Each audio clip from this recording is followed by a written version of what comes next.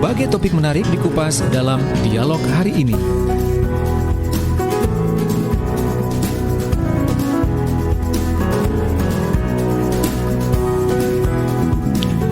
Selamat pagi, Assalamualaikum warahmatullahi wabarakatuh. Salam sejahtera dan juga semoga kita selalu diberi kesehatan ya. Apa kabar Anda? Senang sekali kami hadir untuk Anda dalam program Komunikasi Bisnis edisi hari ini, hari Senin tanggal 4 Oktober tahun 2021 ya. Kalau melihat dari flyer yang sudah di broadcast oleh Pak Roni, ini merupakan edisi yang ke-66 di tahun 2021. Luar biasa ini ya.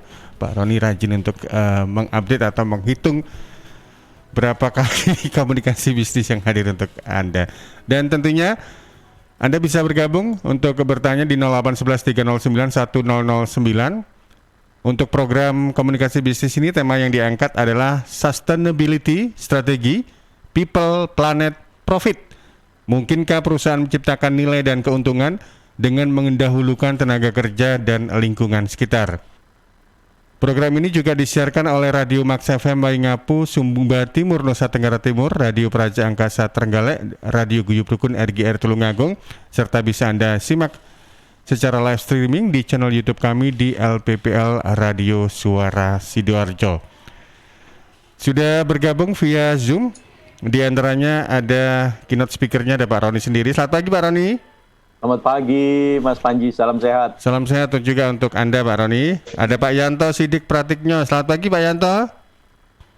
Selamat pagi. Luar biasa ini Pak Yanto. Ini tetanggaan sama Pak Denis kelihatannya ya, backgroundnya pantai gitu ya. Satunya Pelabuhan Ratu, satunya di Sydney gitu ya. Mungkin hanya terpisahkan oleh air berpuluh-puluh mil. Kemudian juga ada Pak Andreas. Selamat pagi Pak Andreas Horas.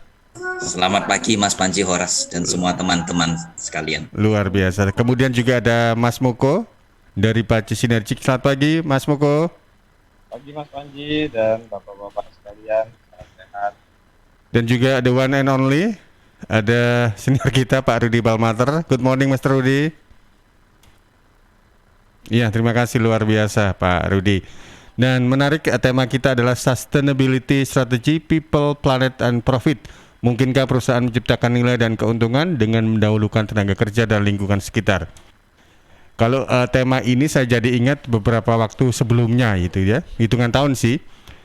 Itu biasanya ada perusahaan yang didemo oleh warga sekitar, menuntut karena tenaga kerjanya kok kenapa diambil dari luar, lalu juga menuntut dari soal polusi pencemarannya. Mungkin nanti Pak Rani akan menyinggung soal ini. Moga Pak Rani penjelasannya. Terima kasih, semangat pagi Mas Panji dan sahabat Suara Sidoarjo di Trenggalek, Tulungagung, Waingapu, dan di kota-kota lain.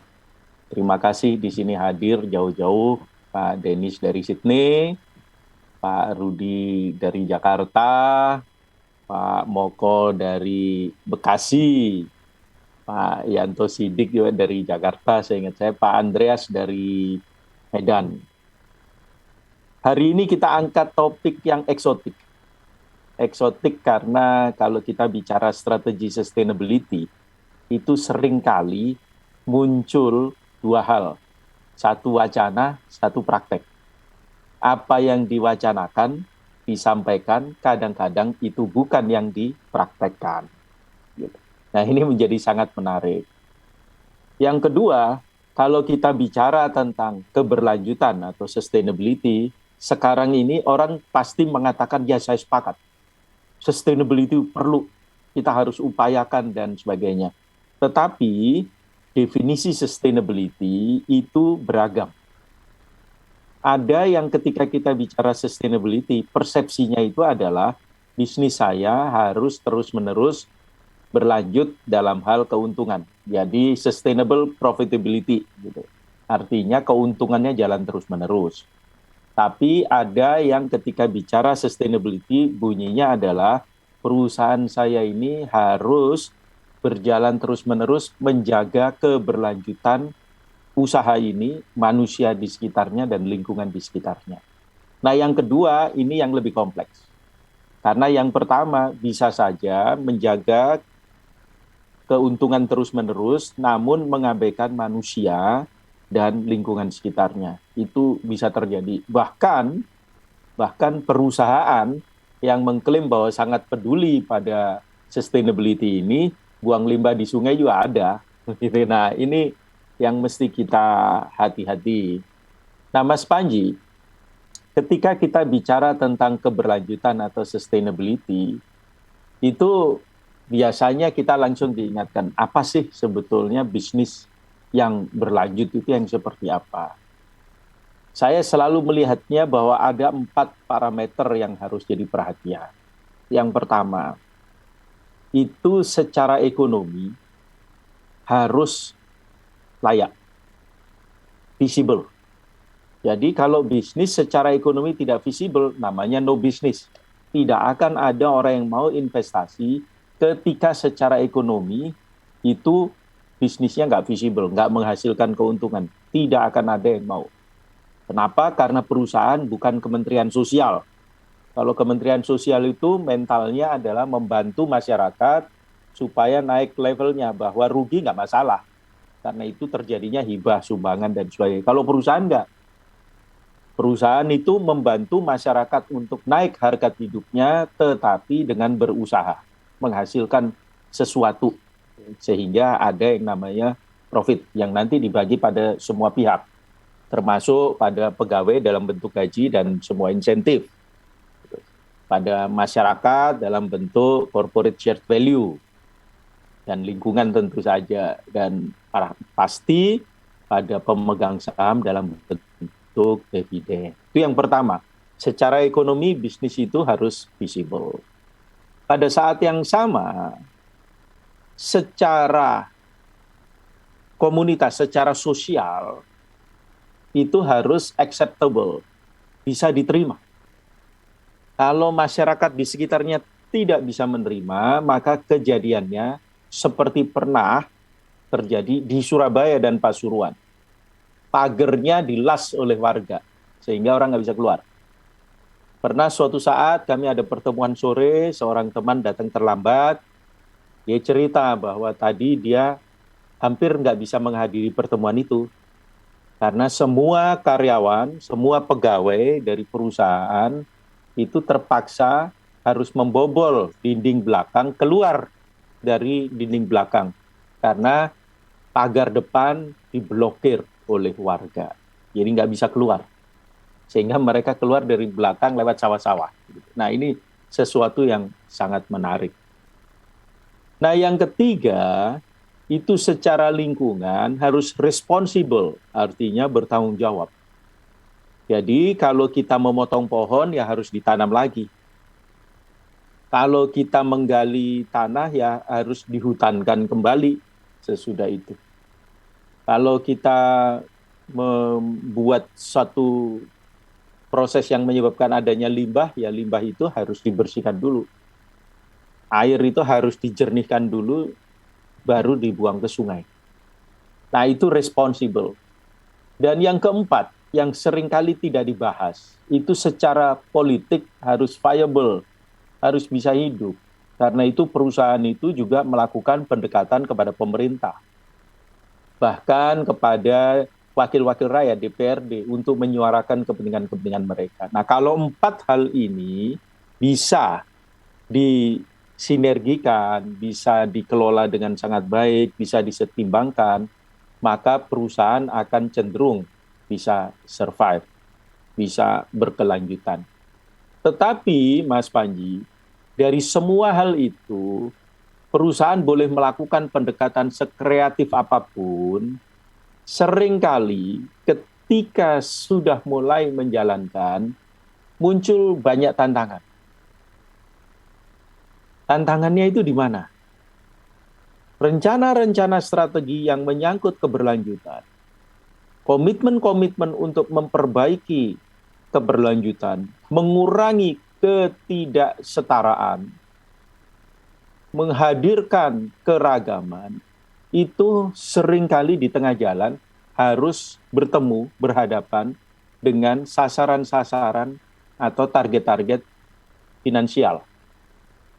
Nah, di sini ini kemudian menjadi tantangan. Kenapa? kita sampai hari ini masih menyadari bahwa kalau produk yang kita beli itu adalah produk yang recycled, kecenderungannya ada yang namanya presumption ya, pandangan awal begitu, bahwa semua hal yang terkait dengan sustainability, inisiatif sustainability ini atau terkait dengan rencana-rencana atau aktivitas-aktivitas recycling ini misalnya, itu akan menimbulkan biaya yang tinggi. Nah, dampaknya adalah harga jadi tinggi. Mari kita lihat produk-produk yang recycle, kecenderungannya harganya lebih mahal. Dulu orang mengatakan, ya kita harus membayar mahal karena ini kepedulian kita pada lingkungan. Tapi hari ini tantangan besar adalah, apakah perusahaan masih wajib membayar semahal itu untuk kepedulian pada lingkungan? Kenapa saya harus melakukan proses ini kalau kemudian hanya membuat competitiveness saya turun? Kalau dulu kita bicara ada ceruk.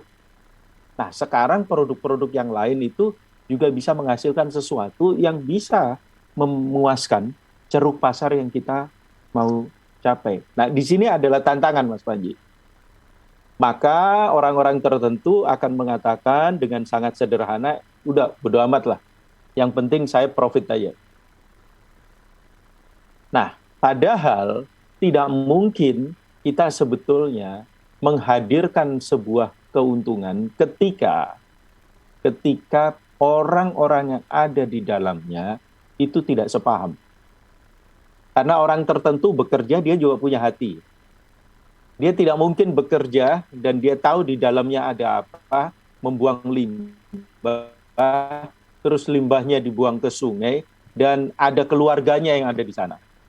Dalam berapa bulan terakhir ini, katakanlah 3 bulan terakhir ini, ada teman-teman di Surabaya, Sidoarjo, dan sekitarnya yang melakukan audit sungai.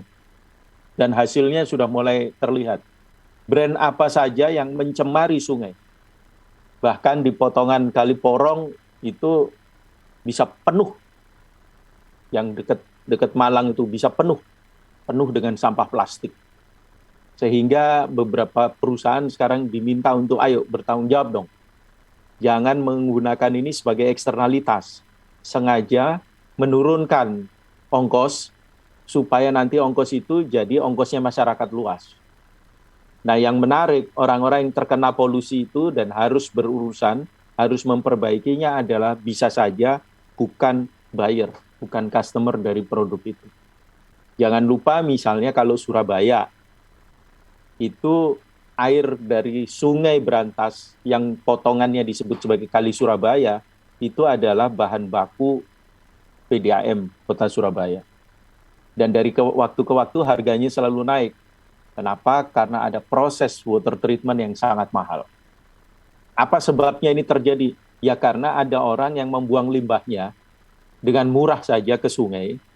Tujuannya adalah menekan biayanya dia, tapi menyebabkan warga Surabaya harus membayar ongkos air yang sangat mahal. Dan itu sebetulnya tidak layak, nggak fair. Nah, hal ini menjadi tantangan.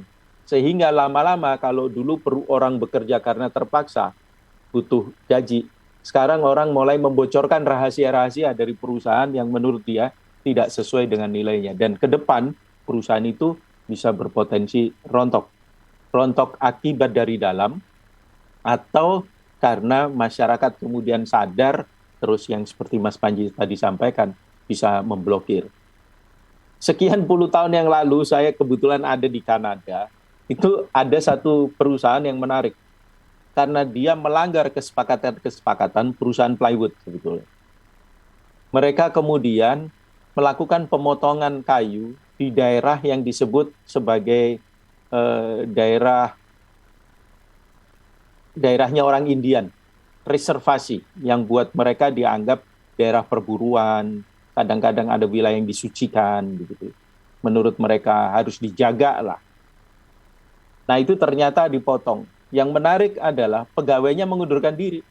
Jadi ketika warga itu banyak demo, orang Indian demo, mereka menyebutnya native land claim, terus pegawai-pegawainya sadar bahwa mereka ini bekerja di perusahaan yang merusak lingkungan dan mereka tidak mau membantu perusahaan merusak lingkungan yang mengganggu anak cucu mereka sendiri.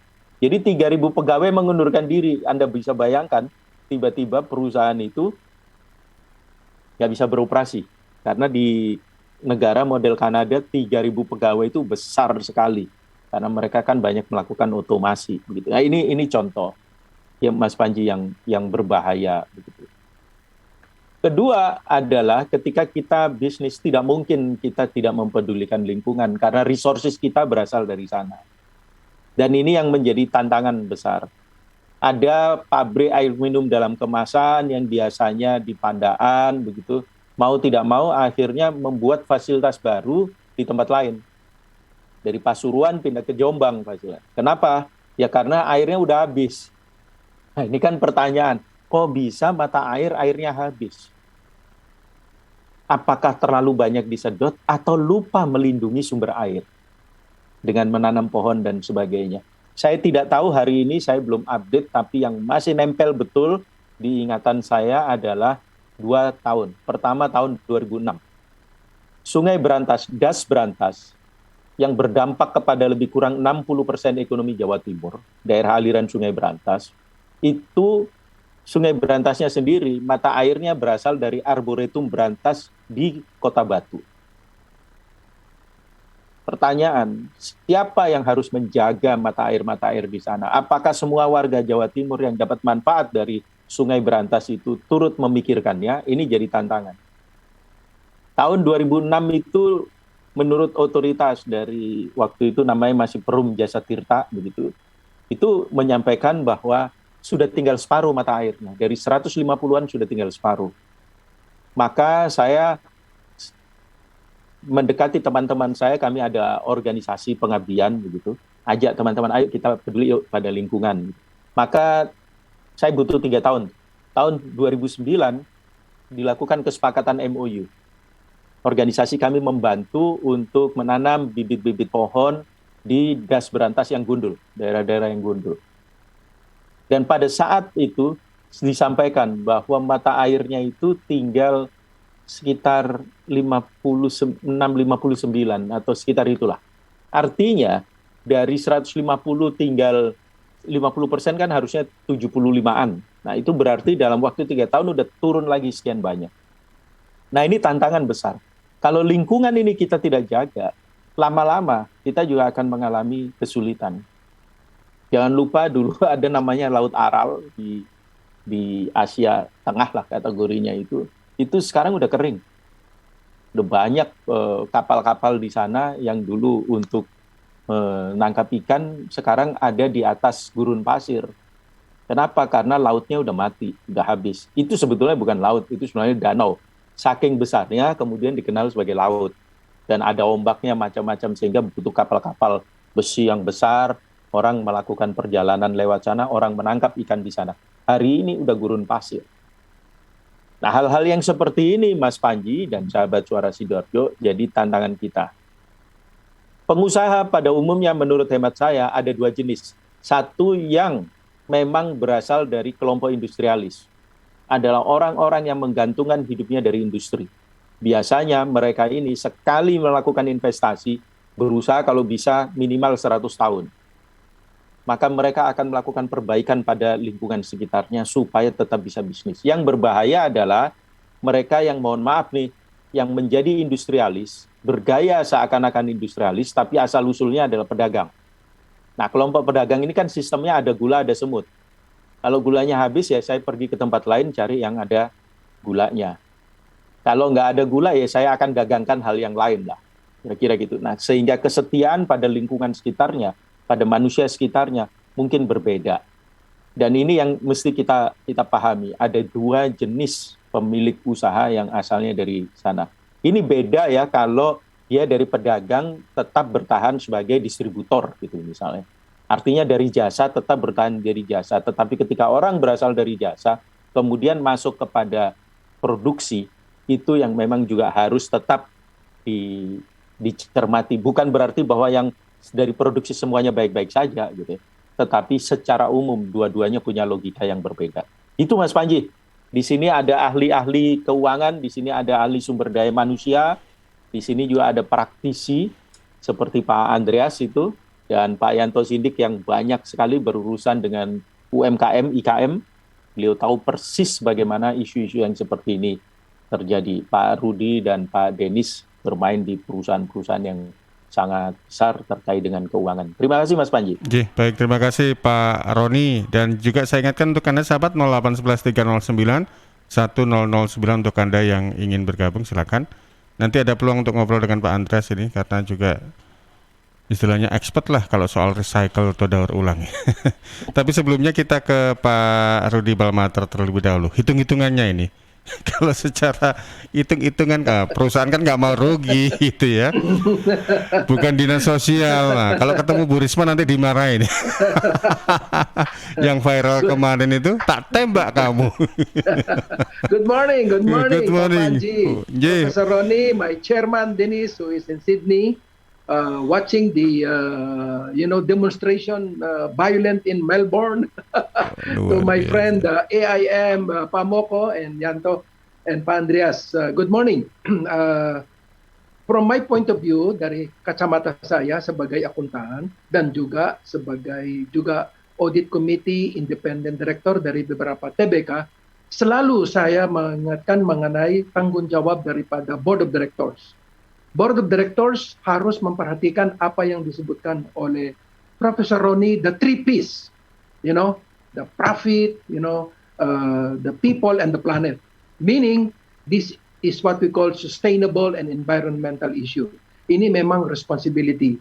Saya punya langganan yang berkecimpung dalam bidang chemical business. Mereka memperhatikan bagaimana treatment of the waste. Sebab masyarakat akan nanti komplain. Kalau komplain, polisi masuk, kan gitu, terganggu operasi. Okay? So, itu salah satu demonstration bahwa mereka harus memperhatikan mengenai lingkungan. Seperti beberapa soft drinks juga, itu ada waste. So, jadi harus ada waste treatment. Dan juga even property business, mereka terpaksa harus ada namanya sustainability reporting.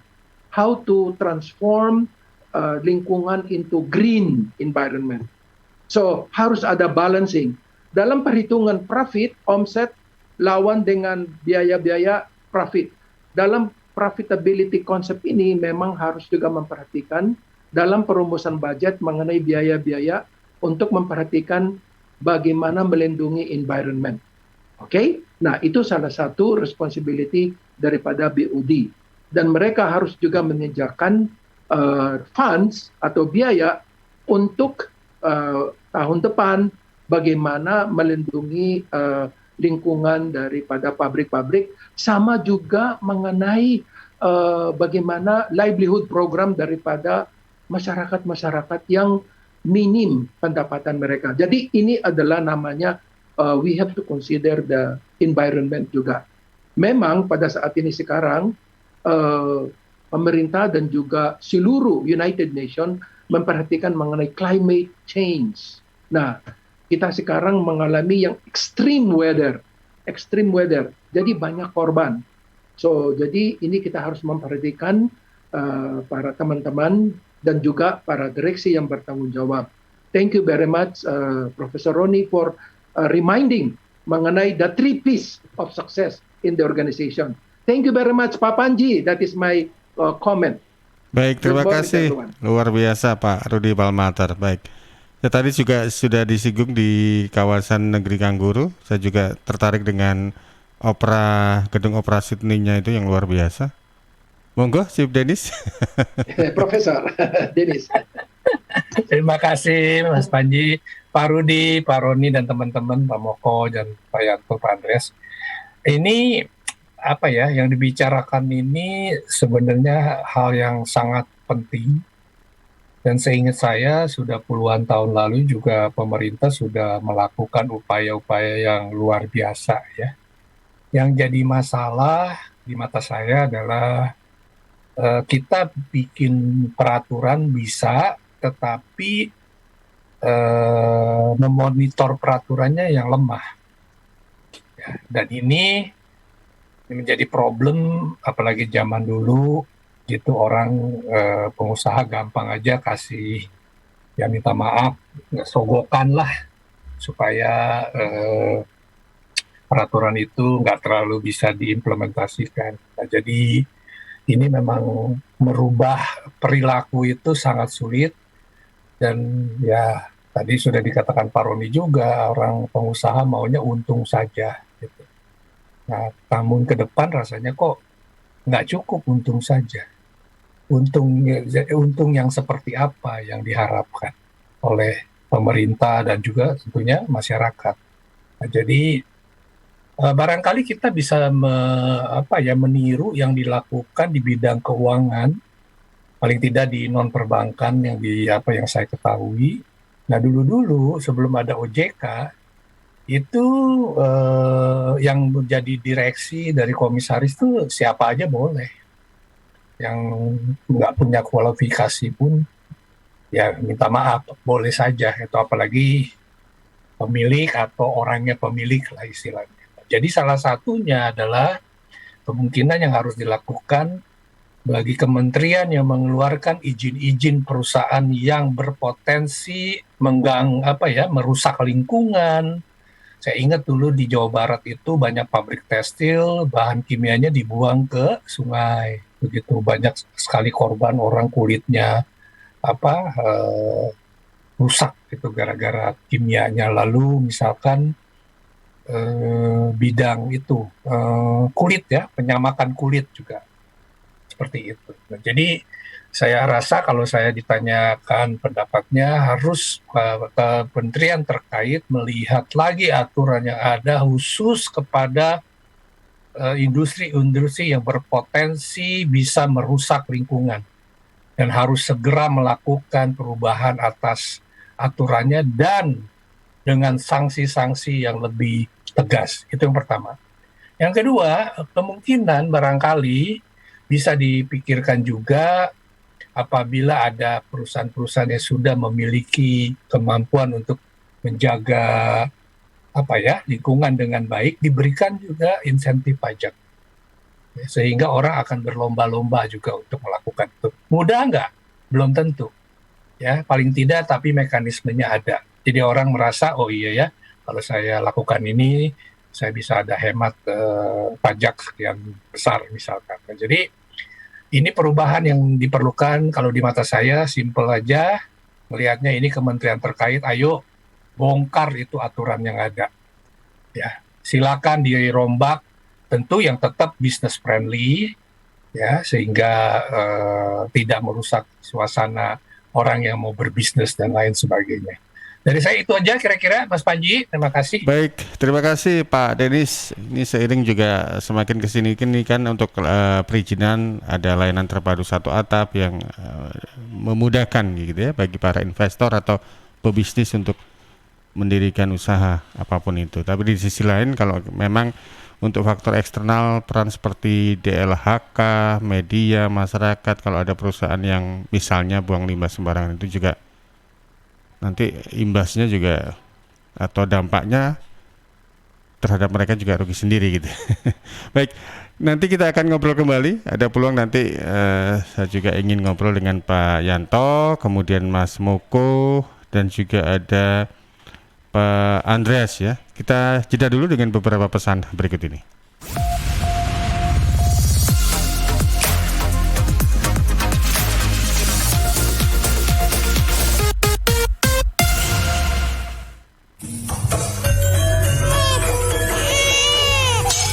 Arek iku rame lapo sih? Mulakno, nek dikandani wong tuwek dirungokno, nek durung siap duwe anak, gak usah rabi. Anake loro, pilek, watuk, ono seseke. Lho, bahaya iku. Momong dorong budal nang bidan. Hati-hati dan waspada ya. Demam, batuk dan susah nafas bisa jadi itu tanda-tanda pneumonia atau infeksi paru-paru. Penyebabnya bisa virus, bakteri atau jamur. Mudah menular lewat droplet saat batuk atau bersin. Tapi ini bisa dicegah dengan pemberian imunisasi PCV pada bayi dan anak. Imunisasi Imunisasi PCV selain mencegah pneumonia juga bisa mencegah radang selaput otak atau meningitis dan radang telinga tengah atau otitis media. Imunisasi PCV diberikan pertama pada bayi usia 2 bulan, dilanjutkan pada usia 3 bulan, dan dosis ketiga saat anak usia 12 bulan. Imunisasi PCV bisa didapat di posyandu, bidan, puskesmas, rumah sakit, klinik kesehatan, praktek dokter mandiri, dan layanan kesehatan lain yang menyediakan imunisasi. Lapo guyu-guyu dewe. Putune wis sehat, Cak. Wis diimunisasi PCV pisan. Seneng aku. Gak pengen ngeramut bayi maneh ta? Ayo tak gaweno. Iklan layanan masyarakat ini persembahan Dinas Kesehatan Kabupaten Sidoarjo. Victory! Yeay, turret musuh hancur. Menang lagi. 1 match lagi lah. Haha. Le, kamu tuh tahun depan masuk SMA. Masa main terus? Kapan belajarnya? Iya, Mak, sebentar lagi. Mumpung stay at home nih. Loh, justru kalau stay at home harus tetap rajin belajar dong. Bosen mah, belajar gitu-gitu aja. Kalau mau lihat buku lain atau coba-coba latihan soal, harus beli lagi. Nih, coba ya, mana-mana smartphone kamu. Buka Indium Study di browser. Dengan 10.000 aja, kamu dapat mengakses buku pelajaran, tryout, dan video tutorial menggunakan laptop maupun smartphone. Lengkap dari tingkat SD, SMP, sampai SMA. Oh iya bener mah. Kayak harga bakso aja ya. Pas buat aku untuk persiapan masuk SMA tahun depan. Perlu banyakin latihan soal nih. Nah, pinter. Belajar yang rajin ya. Wujudkan bersama IndiHome. Muka kamu selalu cerah ya? Ah masa? Apa sih rahasianya? Pasti jalanin pola hidup sehat deh. Selain gaya hidup sehat, aku pakai skincare dari Venus. Kulit wajah tampak lebih cerah loh. Oh ya? Iya, pakai deh Venus Facial Wash. Sabun pembersih wajah yang cocok untuk semua jenis kulit. Oh ya? Venus Facial Wash juga mengandung wakamin dan aquacaptin yang membersihkan wajah dari kotoran, melembabkan kulit, dan menyegarkan sehingga wajah tampak lebih cerah. Kalau bedak pakai apa? Apalagi pas kena sinar matahari. Buat bedak, kamu bisa pakai Venus Two Way Cake. Bedak padat dengan paduan foundation untuk menyempurnakan make up. Mengandung SPF 18, chamomile oil, dan vitamin E yang bisa melindungi kulit wajah dari sinar matahari. Begitu, mau coba ah. Jangan lupa sama Venus skincare lainnya. Cleansing, face toner, dan hand body milk. Venus, melindungi cantikmu kini dan nanti. Dari Kimia Farma. Panggilan sidang dari Pengadilan Agama Sidoarjo atas nama Agus Susanto bin Suharsono. Agus Susanto bin Suharsono dulu tinggal di Dusun Karangmulyo Kulon, RT 3 RW 5, Desa Karanganom, Kecamatan Pasru Jambe, Kabupaten Lumajang. Sekarang tidak diketahui dengan jelas tempat tinggalnya. Kepada Saudara Agus Susanto bin Suharsono dimohon hadir di persidangan Pengadilan Agama Sidoarjo, Jalan Hasanuddin nomor 90 Sidoarjo pada hari Senin 4 Oktober 2021 jam 8 pagi. Panggilan sidang ini dari Pengadilan Agama Kabupaten Sidoarjo.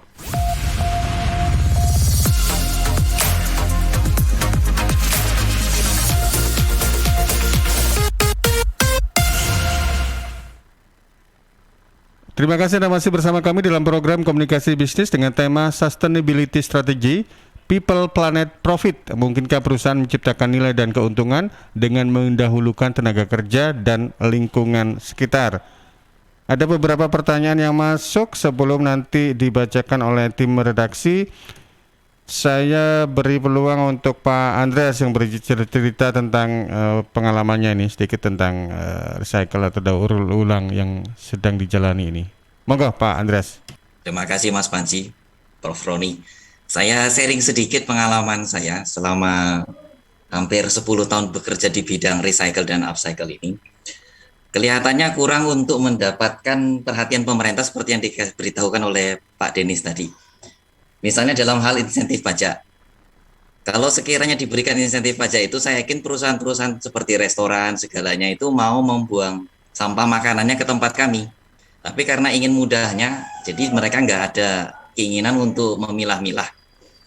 Demikian juga kami pun kesulitan karena yang selama ini sulit untuk mendapatkan bantuan, apalagi dari pemerintah sampai saat ini, sekiranya dibuka keran-keran yang menjadi suppliernya itu lebih gampang memasuk ke tempat kami bisa lebih gampang, terutama dalam hal ekonomi yang visible tadi yang disebutkan oleh Pak Rudi.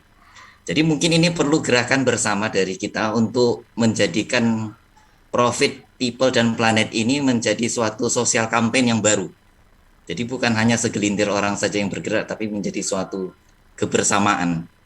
Saya pikir itu yang menjadi masukan bagi kita semua. Iya, ya benar-benar sekali Pak Andreas. Minimal dari kita masing-masing person gitu ya sudah mengurangi sampah plastik. Jadi lebih banyak menggunakan istilahnya itu bahan-bahan yang dari daur ulang. Misalnya kalau belanja gitu nggak perlu pakai kresek gitu ya.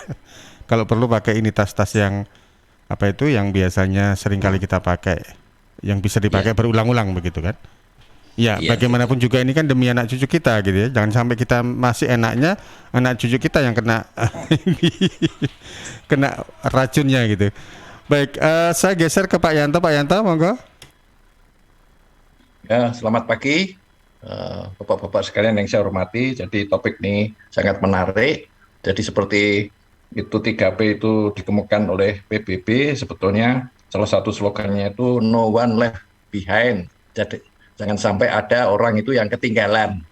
Ya, sedangkan kita itu masalahnya banyak ya. Di samping masalah lingkungan tadi, stunting, wah itu orang-orang ketinggalan sekitar 30% ya.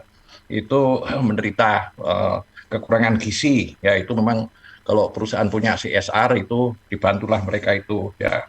Dulu saya memang pernah aktif di Taman Gizi, Posyandu, Ibu PKK, itu dulu rutin ada penimbangan sebulan sekali, sehingga kalau berat kurang langsung bisa ditangani apa yang harus dilakukan. Ya itu.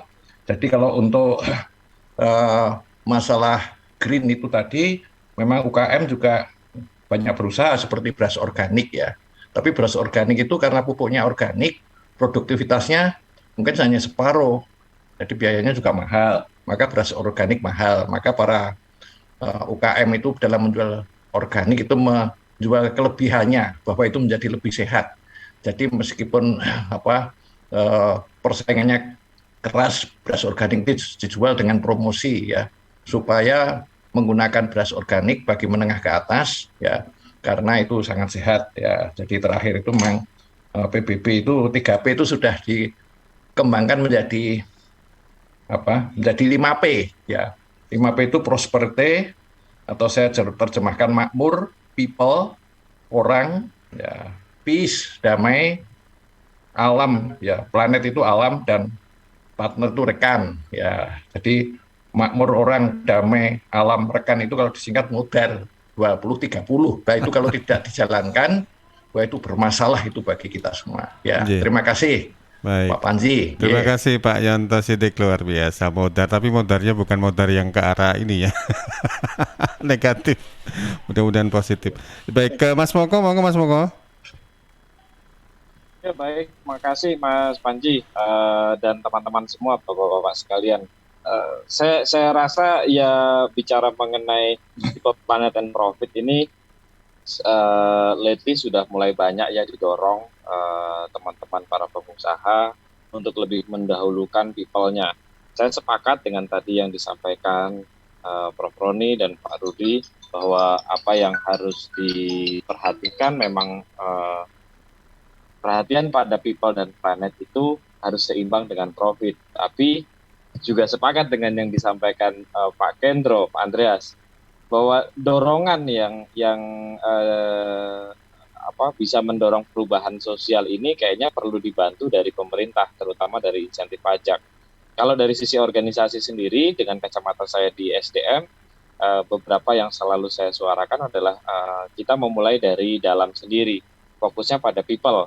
People itu artinya kita memastikan bahwa orang-orang yang ada di dalam organisasi kita itu memiliki kesadaran terhadap lingkungan. Dan dengan demikian kita juga memberi ruang untuk orang-orang yang ada di dalam organisasi kita untuk tumbuh, untuk punya mimpi, untuk punya visi yang sama, sehingga endingnya nanti secara profit bisa tercapai. Jadi kalau kacamata saya mendorongnya lebih ya kalau kita nunggu pemerintah untuk insentif pajak, saya juga nggak tahu jawabannya kapan itu bisa datang formula yang tepat dan menarik. Tapi yang bisa kita lakukan adalah dari internal organisasi, kita memberdayakan orang-orang yang ada di dalam organisasi kita untuk bisa melakukan kegiatan bisnis, tetapi juga memberikan dampak perubahan kepada masyarakat. Kurang lebih itu. Baik, terima kasih Mas Moko. Kalau soal ngomong soal ke orang-orang pemerintahan, saya pikir Pak Roni aksesnya cepat loh ya. Karena dari kepo-kepo atau stalking saya di Instagramnya Pak Roni ini banyak menggelar seminar atau webinar juga dengan orang-orang pemerintahan ini, berarti ya akses atau koneksinya juga cukup levelnya sudah nasional ini, bahkan internasional barangkali ya. Luar biasa. Baik, saya ke redaksi, ada pertanyaan tadi yang sudah dihimpun, saya coba cek. Kanza? Ya, sudah ada pertanyaan yang masuk dari Ruri di Sukodono. Bagaimana ya Coach menjaga psikologi dan kenyamanan pekerja dalam lingkungan kerja dari sudut pandang pimpinan perusahaan? Kemudian dari Twitter @sosiawan, Coach apa saja yang bisa untuk dijadikan landscape dari hubungan tenaga kerja dan lingkungan? Oke, terima kasih untuk pertanyaannya tadi dari Ruri, dari Nungki, Sosiawan, dan juga apa ini? Iya, sebentar itu ya. Monggo Pak Roni tanggapannya.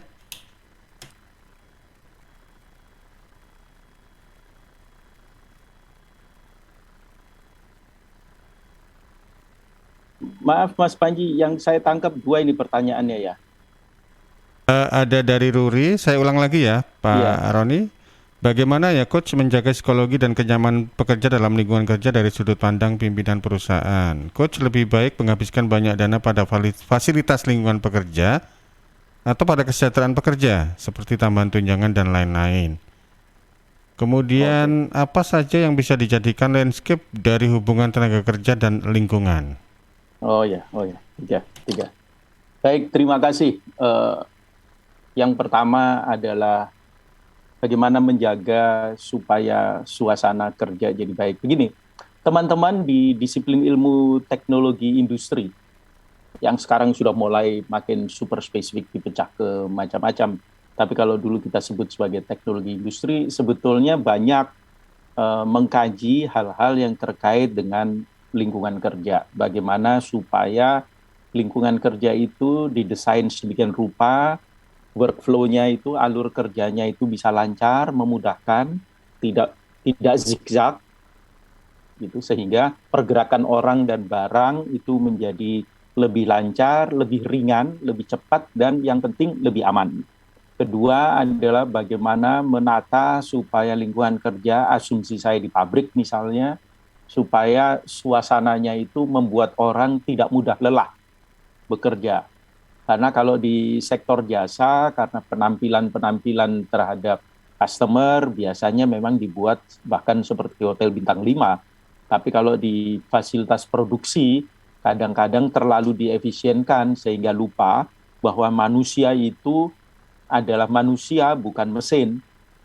Sehingga tidak bisa manusia dibaca sebagai sekedar alat produksi. Nah, biasanya hal yang seperti ini dihitung terus-menerus dan dievaluasi apakah masih cocok, terutama dalam hal keselamatan dan keamanan.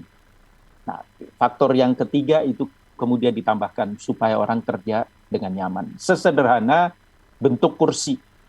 Ada yang namanya ergonomics kan, diatur supaya orang itu kalau duduk itu tiap hari duduk di situ ya nggak ambeien lah dia. Demikian juga kalau bekerja harus berdiri. Berdiri ada batasnya, berapa jam dia boleh berdiri, kemudian dia harus istirahat. Karena kalau terus-terusan maka dalam jangka panjang meskipun orangnya merasa kuat, tapi sebetulnya sangat mengganggu kesehatan. Jadi caranya begitu, undang mereka, diajak membahas apakah selama ini sudah baik. Tetapi sebetulnya bisa juga dengan cara yang lebih murah. Dilakukan pertemuan di sektor itu, katakanlah misalnya di satu fasilitas produksi, ya diskusi di sana apa yang menurut teman-teman pelaku ini yang bisa mempercepat proses melakukan pekerjaan, menyebabkan semakin akurat, tapi pada saat yang sama itu membuat mereka lebih nyaman. Itu yang mesti didesain begitu ya. Kadang-kadang apa yang dianggap aman dalam bekerja belum tentu itu yang tepat. Contoh begini, kalau saya udah lama nggak ke Jakarta ya, COVID juga nggak tahu deh. Tapi sebelum itu di Jakarta dulu ada yang namanya mikrolet. Mikrolet itu menurut saya adalah moda transportasi yang sangat menarik. Karena driver itu biasanya kursi kan menghadap ke depan. Dan driver itu nyetir apapun itu biasanya menghadap ke depan. Tetapi mikrolet di Jakarta itu sangat menarik adalah mereka itu serong kiri, mungkin sekitar 45 derajat begitu. Nah ini kan sesuatu yang sangat berisiko, sangat berbahaya, karena bagaimana mereka ngerem dan mereka ngegas sama koplingnya, karena biasanya mobilnya masih manual, itu menjadi tantangan tersendiri. Gitu. Nah yang kedua tadi pertanyaan fasilitas dan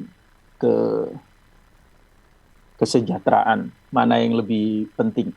Kalau dari sisi atau sudut pandang pemilik bisnis, nomor satu pasti bagaimana caranya supaya perusahaan ini bisa segera dapat keuntungan banyak. Karena dapat keuntungan banyak, otomatis akan terjadi pembagian keuntungan. Sebagian dibagi kepada pekerja dalam bentuk insentif, bonus-bonus. Sisanya lagi adalah untuk para pemilik dalam bentuk dividen. Nah, hal-hal yang seperti ini kalau ditanya mana yang lebih dulu, kesejahteraan atau fasilitas, menurut pandangan saya, perusahaan pasti akan membuat supaya fasilitas berusahanya itu duluan. Karena kalau kesejahteraan duluan, belum tentu mereka akan bisa break even point, belum tentu bisa untung, yang risikonya juga pada para pekerja. Kalau perusahaan nggak untung kan pekerja terpaksa harus di PHK. Dalam masa COVID ini Anda atau kita semua bisa tahu berapa yang sudah dirumahkan. Nah, jadi biasanya yang dilakukan adalah fasilitas produksi dilengkapi supaya proses produksinya bagus, supaya semuanya on track pada saat yang sama, supaya para pegawainya itu bisa selamat, bisa aman, dan nyaman. Nah, kalau itu terjadi, maka biasanya akan happy semuanya. Kita tahu mereka yang bekerja di perusahaan yang mereka merasa sangat nyaman, enak, itu biasanya adalah perusahaan yang fasilitasnya lengkap. Kira-kira itu. Yang ketiga, apa yang bisa dijadikan platform untuk itu? Jadi begini, nomor satu dalam bisnis itu mindset. Otomatis berangkat dari owner dan eksekutif. Saya kalau mengatakan eksekutif ini saya blend antara komisaris dan direksi. Mereka ini dengan senior manager semua itu harus mempunyai mindset yang sama tentang bagaimana bisnis ini dikerjakan, dijalankan. Tidak peduli bisnisnya ini berupa jasa atau berupa katakanlah misalnya manufaktur, produksi. Kenapa? Karena mindset inilah yang akan membentuk semuanya. Nah, persoalan terbesar adalah bagaimana kalau mindset pemilik dan mindset para pengambil keputusan lah. Misalnya itu adalah bagian yang nggak mau berubah, adalah manajemen masa lampau. Saran saya cuma satu, undanglah orang-orang yang berasal dari tempat lain. Saya selalu punya prinsip sederhana, Nabi selalu ditolak di negeri sendiri. Anda nyanyi apa saja bahwa Indonesia harus begini-begini, belum tentu Anda didengar. Tapi kalau Anda mendatangkan orang dari negara lain, mereka akan didengar. Karena itu kalau ada acara-acara di Jakarta gitu misalnya, itu narasumber dari luar negeri, itu banyak didatangkan dan orang mau dengar. Bukan berarti orang Indonesia itu nggak paham, tetapi ada prinsip yang sederhana. Pesan-pesan penting itu sebaiknya didatangkan oleh orang yang tidak terkait secara langsung dalam operasional keseharian. Kenapa? Karena kita ini punya kebiasaan lah. Karena kita sama-sama teman, sudah tiap hari ketemu, terus setiap gagasan baru pun dianggap sudah biasa. Kalau orang lain yang menyampaikan, kita anggap itu istimewa. Nah, karenanya undanglah nabi-nabi dari tempat lain. Siapa nabi-nabi dari tempat lain? Itu bisa macam-macam. Undanglah konsultan datang ke tempat Anda, bikinlah acara semacam seminar, pelatihan pegawai, sehingga mereka berkesempatan untuk turut mendengar, atau sekali-sekali ajaklah studi banding, atau ajaklah para pimpinan Anda itu untuk masuk dalam organisasi, baik itu asosiasi profesi, asosiasi industri, atau bahkan organisasi pengabdian, di mana dia akan bertemu dengan orang-orang yang relatif setara, sehingga nanti bisa bicara dengan sangat enak. Di luar itu, apapun yang akan kita bahas, mau platform A, platform B, itu juga nggak akan terlalu masuk. Itu kira-kira Mas Panji yang bisa saya sampaikan pada pertemuan ini. Baik, terakhir Pak Roni, mengenai tema kita Sustainability Strategi People, Planet, Profit. Mungkinkah perusahaan menciptakan nilai dan keuntungan dengan mendahulukan tenaga kerja dan lingkungan sekitar? Closing remark dari jenengan. Ya, terima kasih Mas Panji. Tadi terima kasih Pak Denis yang sebentar lagi mau permisi. Terima kasih Pak Rudi, Pak Yanto Sidik, Mas Moko, dan Pak Andreas yang sudah memberikan banyak masukan. Prinsipnya begini, apakah mungkin kita mendahulukan people dan planet sebelum profit? Pada saat ini sangat mungkin. Justru itu yang akan memungkinkan. Kenapa? Caranya sederhana. Perhatikan supaya pekerja itu bisa menghasilkan pekerjaan dengan cara yang berkualitas, dengan cara yang manusiawi. Jadi kalau mereka ini bisa bekerja dengan sangat baik, mereka akan sangat mendukung perusahaan, punya visi yang sama, maka mereka akan menjadi sangat produktif buat perusahaan. Karena mereka akan sangat cinta. Dan yang kedua, lingkungan. Lingkungan ini menyangkut manusia dan alam. Kalau lingkungan sosial kita sangat mendukung, maka happiness akan terjadi. Orang akan happy, orang akan bahagia. Dan itu merupakan dukungan tersendiri buat perusahaan. Dan yang kedua, dalam arti yang lebih luas, sumber daya, perusahaan, bahan baku, dan sebagainya, itu akan menjadi lebih bisa terpasok secara berkelanjutan ketika lingkungannya menjadi baik. Ketika dua hal ini digarap, otomatis perusahaan yang tadi pada mulanya fokusnya pada hanya profit, justru akan memperoleh profit yang berkelanjutan. Mari kita cermati perusahaan-perusahaan yang usianya bahkan ada yang sudah 15 abad di Jepang. Ada yang 14 abad di Jepang. Perusahaan-perusahaan ini adalah perusahaan yang sangat peduli terhadap manusianya, para pegawainya. Mereka mencermati, memperlakukan pegawainya ini sebagai mitra, bukan sebagai mesin alat produksi. Pada saat yang sama juga sangat peduli pada lingkungan sekitarnya, baik manusia maupun alam. Dan terbukti mereka siap. Sekarang ini mereka sudah ada yang 15 abad, ada yang 14 abad gitu. Sementara kalau di Indonesia agak sulit kita mengatakan yang seperti itu karena kita aja merdekanya belum sampai 100 tahun gitu. Jadi agak sulit mencari yang lebih dari 100 tahun, tetapi sudah ada.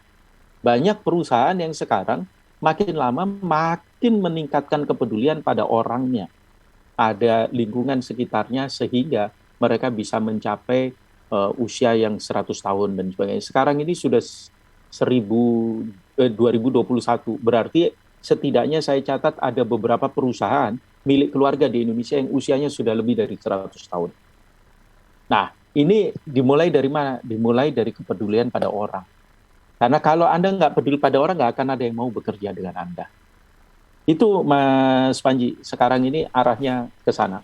Betul, kemudian kita menyiapkan fasilitas dengan baik, tetapi secara mindset, orang-orangnya itu harus baik, lingkungan kerjanya juga harus sangat baik. Terima kasih Mas Panji. Baik, terima kasih Pak Roni, dan tentunya kita dukung untuk perusahaan yang juga tetap mengutamakan hal-hal yang terkait dengan environmental ya, jadi lingkungan, menjaga lingkungan. Terima kasih untuk semuanya. Terima kasih juga untuk tadi juga ada catatan atau chat ya. Di Jakarta masih ada KWK yang sudah turun. KWK saya nggak tahu apa ini KWK. Mungkin bajai ya. Kemudian juga kenapa? Pak. Saudara Mikrolet. Oh, saudaranya Mikrolet. Bajai masih ada di situ? Masih ya. Itu yang suaranya begitu menggelegar itu. Kemudian supir jeepney di Filipina juga sebelum Pak Denis Liv tadi menyampaikan juga miring gitu ya. Baik, luar biasa. Kalau omong soal Filipina, Pak Rudi ini yang sudah terima kasih Pak Wanci. Hafal ini. Baik, terima kasih untuk Pak Rudi, Pak Andreas, Bu Julia, Pak Yanto Sidik, Mas Moko, kemudian Pak Denis tadi. Dan juga tentunya untuk Pak Roni untuk waktunya, sukses untuk aktivitasnya, luar biasa. Sampai jumpa. Take care, stay healthy.